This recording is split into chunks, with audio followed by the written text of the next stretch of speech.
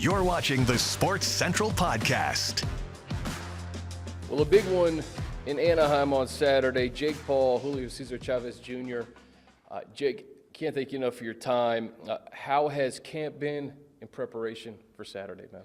Yeah, it's been my best camp. Statistically speaking, just the best shape of my life. We track all the numbers and data from all of my camps, and like heart rate, weight, punch output, all of these things. So I'm in the best shape of my life, and camp went amazing. So I'm very excited.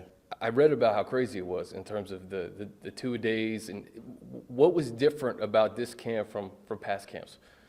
Yeah, I think I'm just continuing to elevate as a fighter. So with each camp, it gets harder and harder and harder. We bring in more sparring.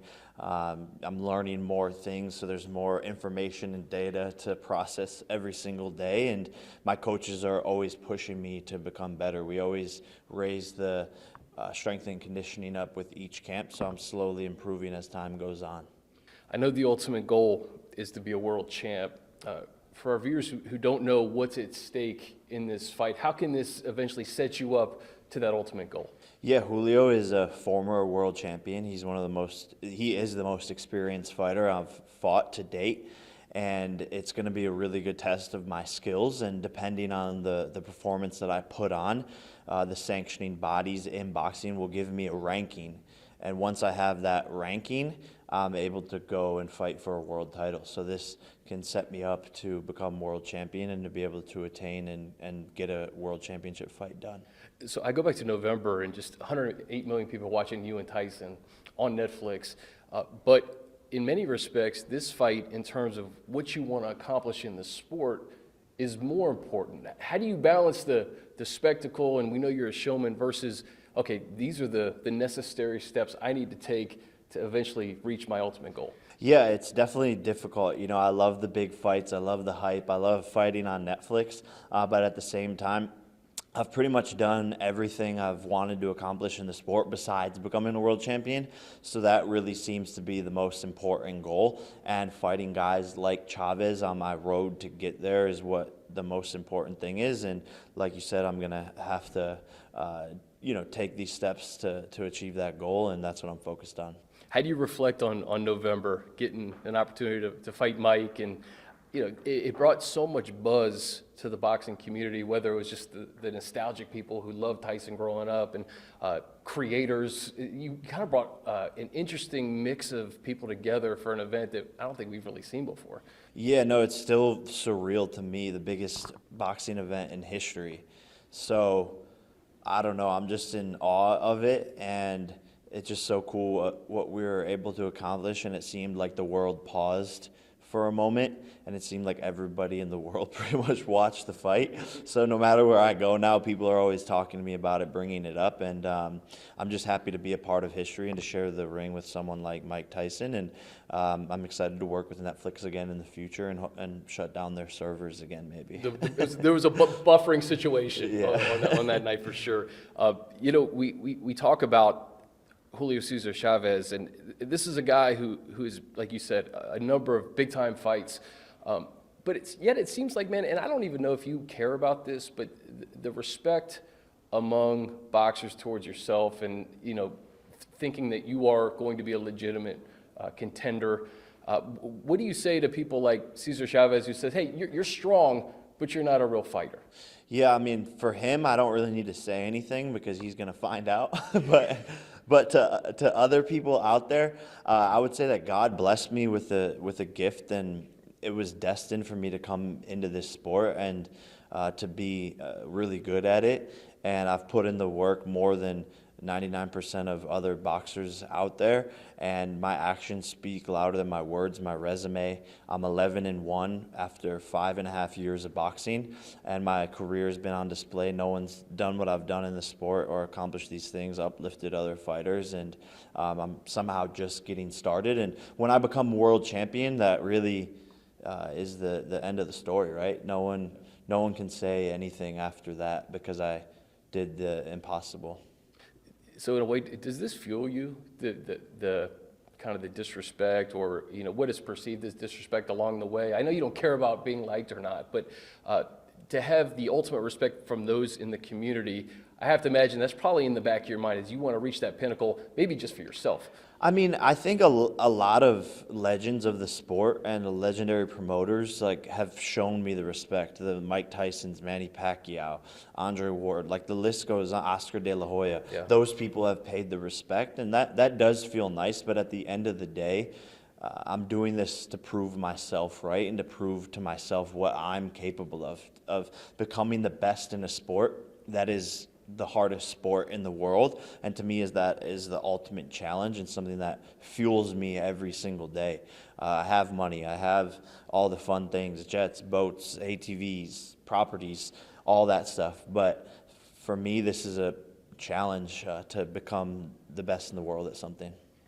To see what you've done in such a short period of time, I know you can't turn back the hands of time, but do you ever think about what this would look like right now had you been boxing like early in your life?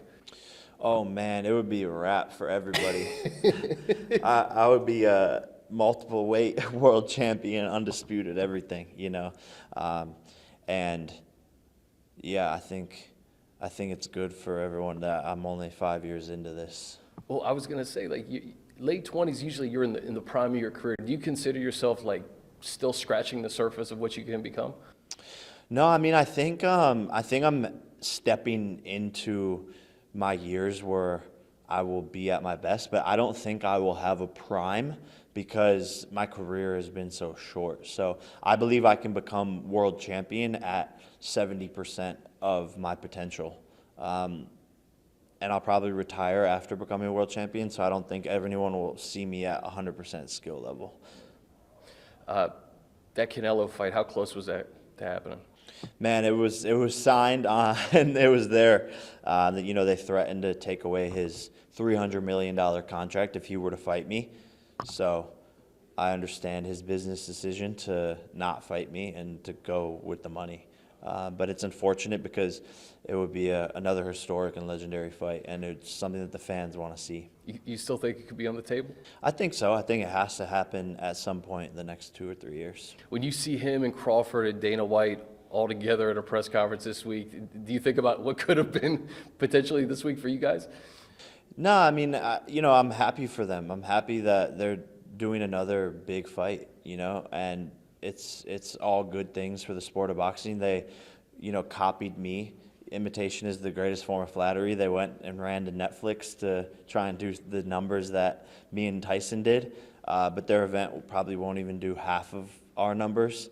So at the end of the day, they're just trying to be like me. You know, the fight game is so fascinating because it takes so much skill to get in the ring and to do what you've done in a short period of time. But to promote fights the way you do, to be that personality, that's almost half the battle, if not more. How much do you credit just your personality to where you've gotten to this point? I would say it's a lot of it for sure. My showmanship, you know, starting off my career on YouTube, building that following, that's really why tens of millions of more kids are interested in the sport of boxing today, is because they were fans of me doing something else and then they became interested in me boxing. So I think if it wasn't for that, I would probably just be another boxer on the come up, scraping my way through and trying to make a name for myself, but it's very, very difficult to do. So I think a massive part of why I am where I am today is because I built that foundation of social media before coming into boxing. I can tell too, man. You have a soft spot for people who look up to you, and you know, wanting to be that role model for kids who want to get into boxing or whatever the case is, entrepreneurship. How much do you think about that when you go about your business on a day-to-day basis? Yeah, I think a lot about inspiring the next generation. That's a big part of the reason I'm still so adamant about becoming a world champion, because it will prove to kids that they can go into something at zero and make it all the way to the top in 6 to 7 years' time if they fully set their mind to it. So I'm creating a more relatable story that kids can be inspired by. Of course, if you're Michael Jordan and can jump 40 inches, or you're born LeBron 6'8", they're great athletes, but I'm doing it for the kids who maybe didn't have everything from day one, didn't have the potential, didn't have the talent, didn't have the coaches, and got into something late. It's still possible to become the greatest, and I believe that's a big part of my story and the legacy that I'm creating. What are the steps necessary after this fight, assuming you take care of business, that you're going to have to take to get to that ultimate prize right now?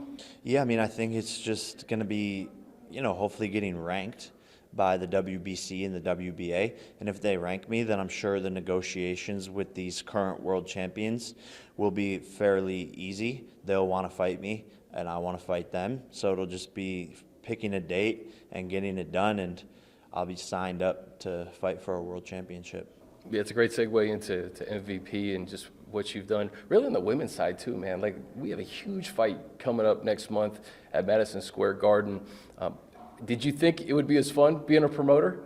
Yeah, man, no, it's natural, I guess. Like, I think naturally I'm a marketer and a salesman, so it comes easy to me. And it's easy to market these amazing fighters because they're superstars and they just need that extra spotlight shined on them. Amanda Serrano is one of the greatest fighters ever. Shout out to Katie Taylor as well, an amazing fighter. And so many women on the undercard of this fight, July 11th in Madison Square Garden. But really all I'm doing is just using my platform to help boost them up, and it's worked extremely well, and so many more people are interested in boxing because of that. You've been such an advocate for fighters too, in terms of getting paid more, and when you step into the ring, obviously there's a price you pay. How important is that cause for you to this day, and what has the response been among boxers and MMA fighters about you speaking up about it? I think people are just really appreciative that a disruptor came in.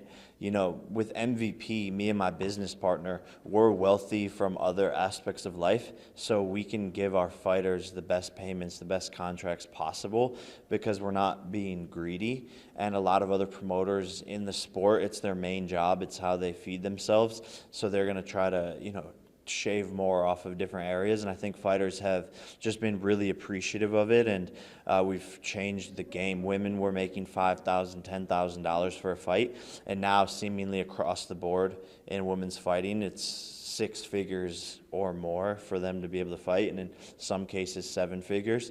So the sport is forever changed, and I think people are really grateful because of it. What would you prefer in terms of your legacy to be, a world champ or somebody who completely changed the sport of boxing and elevated everybody else around them? I mean, hopefully both. Hopefully both. If you could have one. If I could have one, I would choose, elevating the sport around me. There's been thousands and thousands of world champions, but there haven't been many disruptors on the promotional side to change the sport of boxing forever and get fighters what they deserve. What's it like being out in the Los Angeles area this week? It's cool, man. The weather's beautiful, the sun is shining, and just really good energy, really good vibes, and I'm excited to put on a show for the people here. All right, last thing, what can we expect on Saturday, man? I'm knocking Chavez out. Yeah? I'm knocking him out. Early? Yeah, it's gonna be early. He's gonna realize the mistake he made and that he's underestimating me. All right, Jake, appreciate you, man. Thank you. Good luck. Appreciate it.